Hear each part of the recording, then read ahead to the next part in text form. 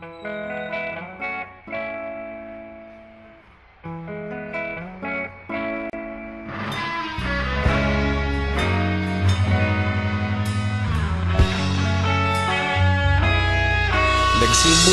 ang lahat sa eskwela, nagsama-samang 12 sa kalokohan at sa tuksuhan, hindi maawat sa isa't isa.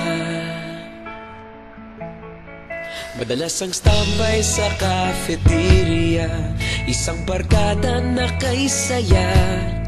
Laging may hawak-hawak na gitara, konting udyok lamang kakanta na. Kay simple lamang ng buhay nun, walang mabibigat na suliranin. Problema lamang laging kulang ang datong. Sana napunta ang panahon? Sana nga ba? Sana nga ba? Sana napunta ang panahon? Sana nga ba?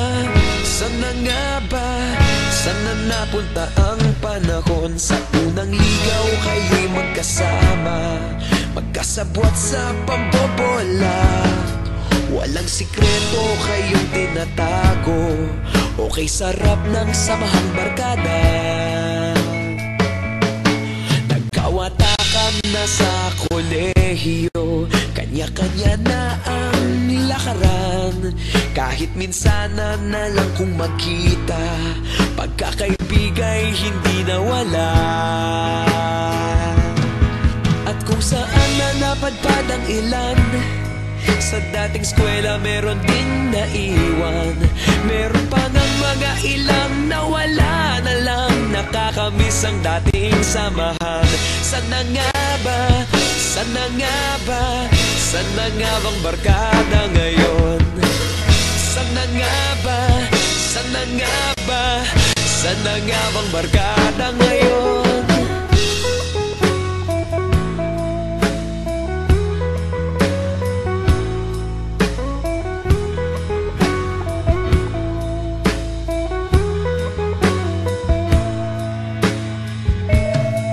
Ilang taon din ang nakalipas, wala pa sa aming tatay na nagsusumikap upang yumaman at guminhawang kinabukasan. Paminsan-minsan kami nagkikita, mga naiwan at natira. At gaya nung araw namin sa eskwela, pag magkasama'y nagwawala. Napakahirap malimutan ang saya ng aming samahan.